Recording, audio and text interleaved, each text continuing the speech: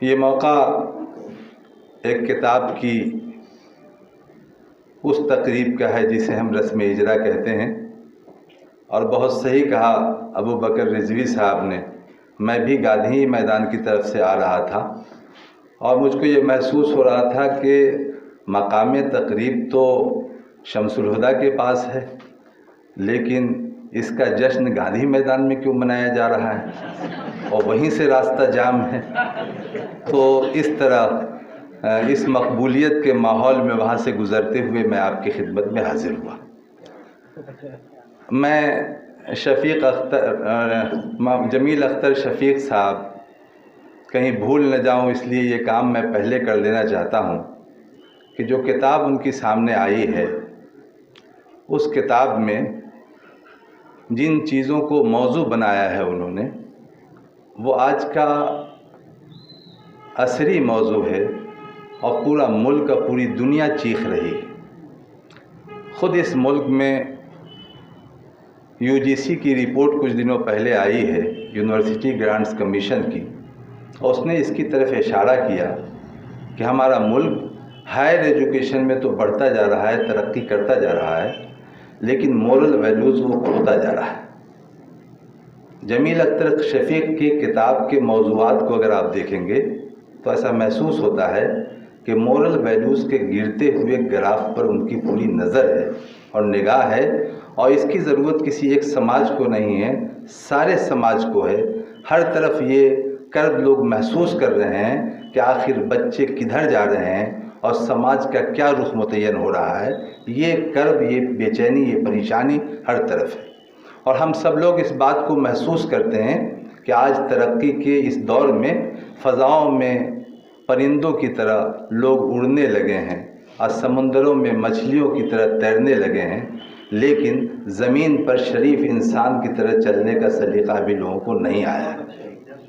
اور پوری دنیا کو اس کی ضرورت ہے، کسی خاص کمیونٹی کو نہیں، کسی خاص طبقے کو نہیں، کسی خاص جغرافیے میں بسنے والے افراد کو نہیں، کسی خاص مذہب و ملت کے ماننے والے کا یہ پرابلم نہیں ہے، پوری دنیا کا یہ پرابلم ہے کہ شریف انسان کی طرح زمین پر چلنے کا سلیقہ لوگوں کو آئے۔ جمیل اختر شفیق کی اس کتاب کے موضوعات کو دیکھنے اور اندر اگر آپ اس کو پڑھیں گے تو اس سے اندازہ ہوتا ہے کہ انہوں نے اس کو ٹھیک سے محسوس کیا ہے، اور محسوس کر کے لوگوں کے سامنے اس بات کو رکھنے کی کوشش کی ہے، اور ان کو اس طرف توجہ دلائی ہے کہ سونے سے پہلے اجتماعی طور پر سارے بچوں کو، اہل خانہ کو ساتھ لے کر کے بیٹھ جائیں اور 10 منٹ اس کتاب کو کہیں سے پڑھ لیں، تاکہ بچوں کی ذہن سازی ہوتی رہے اور گھر کے افراد کا بھی ذہن بنتا رہے۔ جناب جمیل اختر شفیق صاحب کو کہ ان کی کہانیوں کا مجموعہ روشنی کا سفر آج سب کے سامنے آیا، منظر عام پر آیا، میں ان کو مبارکباد پیش کرتا ہوں۔ جمیل اختر شفیق صاحب کے بارے میں کہا گیا کہ وہ شاعر ہیں، ادیب ہیں، لکھتے ہیں، بہت حساس ہیں، اور ان کی کہانیاں قومی تنظیم میں اور دوسرے اخبارات میں شائع ہوتی رہتی ہے۔ ان کہانیوں کو ہم نے پڑھا ہے، ابھی اس کہانی کو نہیں دیکھ سکے ہیں۔ اس ادبی دنیا میں، اردو دنیا میں اپنا نام پیدا کرنے کے لیے اور اپنے مقام کو قائم کرانے کے لیے محنت کی ضرورت ہے۔ محتاج تعارف نہیں ہے۔ ابھی جو ان کی کتاب ہے اس کے اجرے کے تعلق سے بات آئے گی،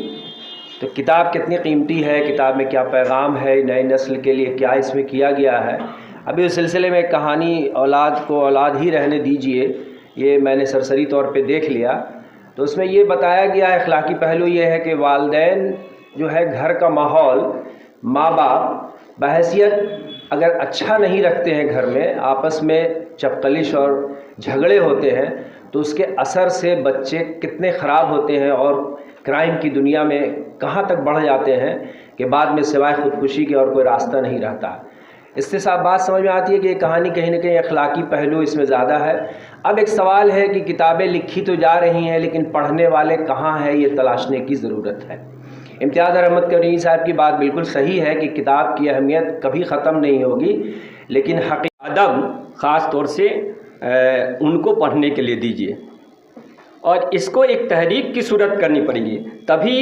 بچے ہمارے اردو کی طرف راغب ہوں گے، تب اسکولس میں بچے آئیں گے، اور تب پھر وہی بچے کالجز اور یونیورسٹی میں آئیں گے۔ نہیں تو آپ کی یونیورسٹیز کے ڈپارٹمنٹ رفتہ رفتہ بند ہو رہے ہیں،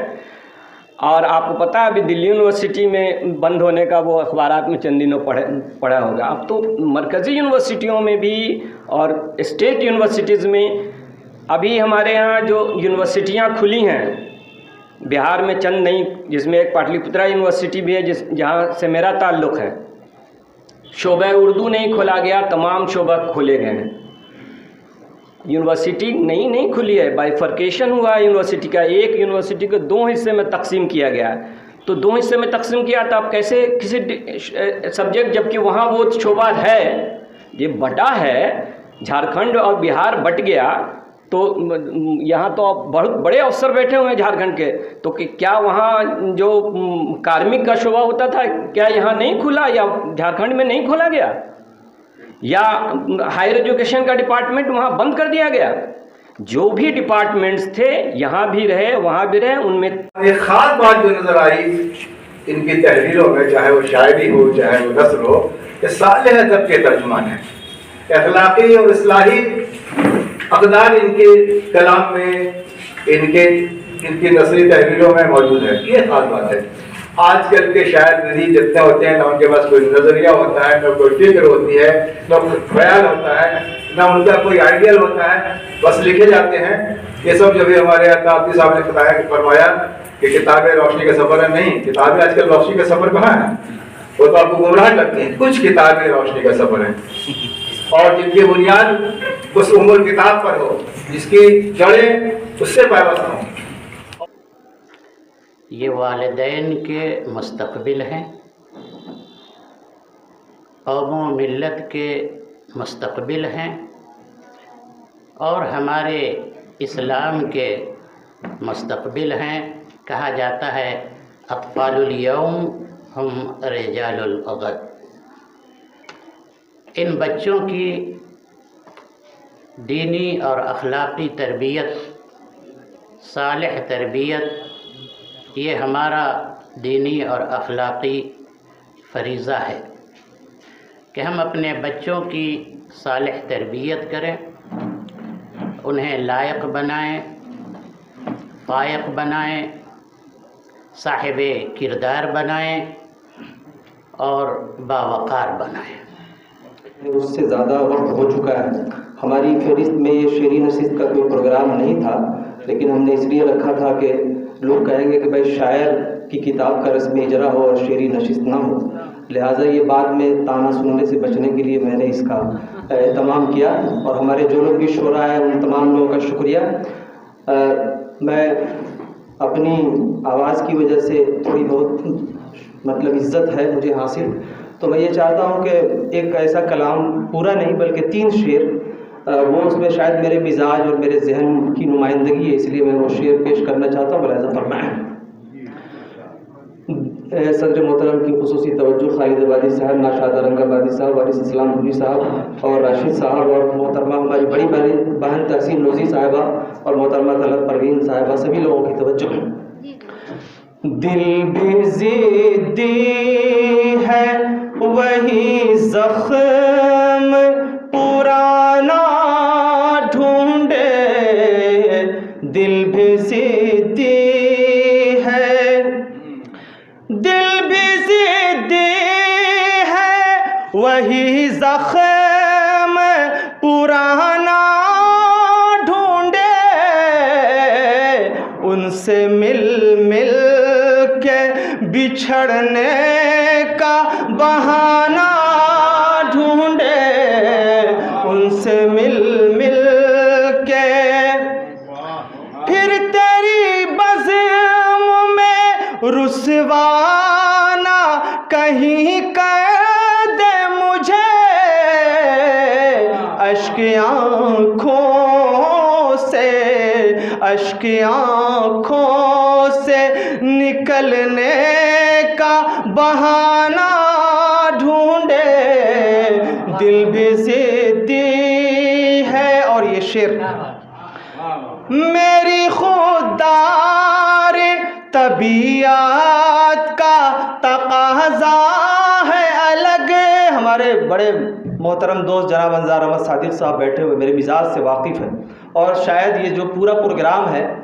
میں تو باہر رہتا ہوں، انہی کی محنتوں کا ثمرہ ہے اور ان کی محبتیں ساتھ رہتی ہیں میرے. میں ان کا بہت مشکور و ممنون ہوں. نور السلام ندوی صاحب، یہ تینوں لوگ جیسا کہ بتا رہے تھے، یہ سبھی لوگوں نے ایک ہی ساتھ لگ بھگ اپنے صحافتی سفر کا آغاز کیا، گرچہ 6 سال ہم سے سینئر ہے جناب انظار احمد صادق صاحب. یہ شعر پیش کرتا ہوں، لہذا فرمائیے. میری خوددار طبیعت کا تقاضا ہے الگ، میری خوددار طبیعت کا تقاضا ہے الگ. کیسے یہ سر کسی کم ظرف کا شانہ ڈھونڈے، دل بھی ضدی ہے وہی زخم پرانا ڈھونڈے. روز گھٹ گھٹ کے یہ جینا کوئی جینا ہے شفیق، روز گھٹ گھٹ کے یہ جینا کوئی جینا ہے شفیق. زندگی ایسی جیو تم کے زمانہ ڈھونڈے، زندگی ایسی جیو